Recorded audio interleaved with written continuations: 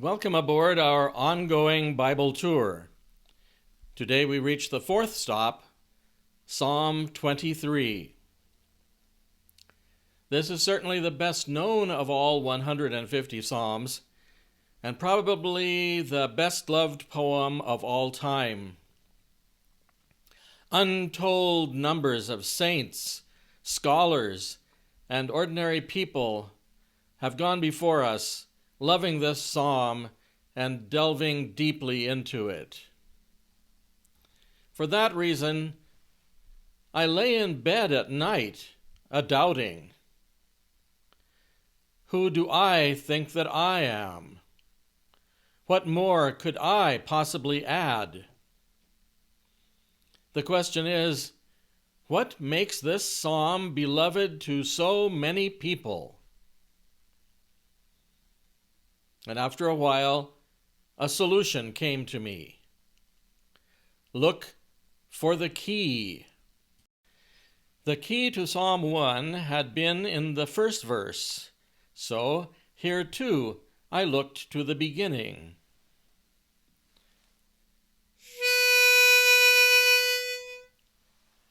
Adonai ro'i lo echtzar, Binot deshe yarbitzeni, Ralmei menuchoti anachaleni.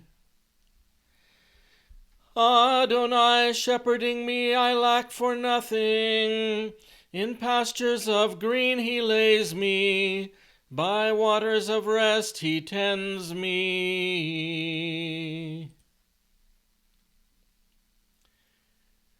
It is a metaphor, well phrased. The Lord is a shepherd, implying yet another metaphor, that I am a sheep. The metaphor continues into the next verse, as the Lord supplies me with green grass and ample water. But that is pretty much the end of the metaphor. Soon we will be eating from tables and drinking from cups. Sheep don't do that in real life. So the psalmist seems to have lost interest in his original metaphor. So, sadly, I did not find the key to this psalm at the beginning. Then I looked to the end. Ach, tov v'chesed yirdefuni kol yemei hayai, v'shavti bebeit Adonai le'orech yomim. But goodness and mercy follow me all the days of my life. I will dwell in the house of Adonai for length of days. It is a beautiful ending on the words, for length of days, in other words, forever. It reminds me of the beautiful ending to that hymn, when we've been there 10,000 years, bright shining as the sun. We've no less days to sing his praise than when we've first begun. The end of this psalm refers then to the end that never ends. I like this better than the end of Psalm 1, where the way of the wicked led nowhere. Nonetheless, the beginning and ending of Psalm 1 were bound nicely together, while the shepherding theme seems to be forgotten by the end of this one. Sheep never dream about living in houses, but we dream of the house of the Lord. So, the key to Psalm 23 is found neither at the beginning nor at the conclusion. We must look then rather to the middle of the psalm. And behold, there it is. The most powerful verse in this psalm is verse 4. Gam ki elech begetz al maweth, lo irarar ki atar imadi, shivtecha umishrantecha hemaya nachamuni.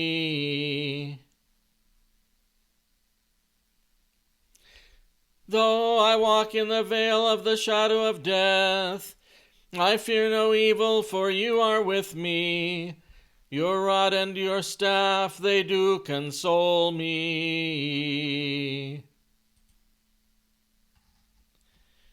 The valley of the shadow of death runs right through the middle of this psalm. What had seemed a pastoral picnic has suddenly turned into an existential threat. This phrase seizes the spectator by the collar and drags the spectator into the action as a participant. Immediately, though, the psalmist affirms his courage. I shall fear no evil. But quickly he asks himself, and why not? And immediately answers, because you are with me. In the course of a single verse, we have been led from complacency to dread, from dread to courage, and from courage to reassurance. For the first time in this verse, the psalmist addresses God directly, because you are with me. You are with me is the interpretive key.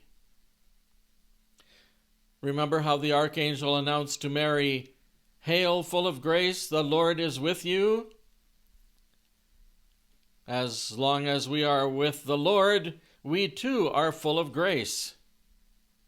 For this reason, the celebrant greets the people with the words, "The Lord be with you." This psalmist fears not, because the Lord is with him. You are with me binds together the entire psalm. The Lord is my shepherd because he is with me. I lack for nothing because he is with me. But then the mode of address becomes direct. I fear no evil, for you are with me. Rod and staff console me, for you are with me. Goodness and mercy follow me, for you are with me. I dwell in the house of Adonai, for you are with me. As St. Paul says, if God be for us, who can be against? The psalmist stares at death, rampant in the dark valley, and says to God, you are with me. The apostle stares at death, defeated at the foot of the cross, and says to God, you are with me. The psalmist and the apostle fearlessly confront the same enemy, death itself. The psalmist only implies, but the apostle openly expresses, the rhetorical questions, death, where is thy victory? Death, where is thy sting? The cross of Christ is the light at the end of the valley of the shadow of death. Years ago, I gave a little homily on Psalm 23. Eventually, it became the fourth homily in my recent book, Homilies from Montana. It was 1987 in Great Falls, Montana, and I said this: the Lord is my shepherd. To green pastures he leads me, to refresh my soul with the vision of himself. Along the way to those green pastures, he leads me sometimes through the valley of darkness.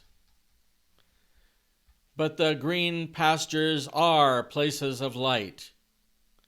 Heaven is where I want to see God, to seize the beatific vision, to look upon God. For the moment, as if blind, I know him. I hear his voice, I feel his presence in the Eucharist. Seeing, touching, tasting are in you deceived. By hearing alone can one safely believe. I am like a blind person led by someone else, whom I have no choice but to trust. To whom else can we go? Jesus will know the way. He himself is the way, the truth, and the life.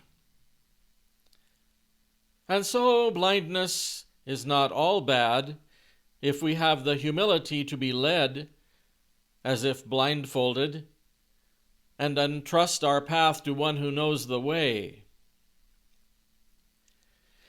There is a time and a season for all things, a time for blindness and a time for sight. This valley of darkness, of tears, is a dark winter time. In green pastures by restful waters, there will be a bright springtime. In another sense, though, we are already in the light. We yet have not the eyesight to see clearly, but have passed from darkness into light. There was a time when you were in darkness, but now you are light in the Lord. If only we could see the light of glory that surrounds a grace-filled soul. An infant just baptized, a child just confirmed, a couple just married, a penitent just absolved, a priest just ordained, a sick person just anointed. If we could see their souls, or our own at such times, we would know that we are already light in the Lord. We have already passed through the valley of darkness. We already find ourselves in green pastures. Someone rescued from a cave takes a while to readjust to the light. We find ourselves now in just such a period. We are in the light, but our eyes have not yet learned again to see. So then, live as children of light. And light produces every kind of goodness and justice and truth.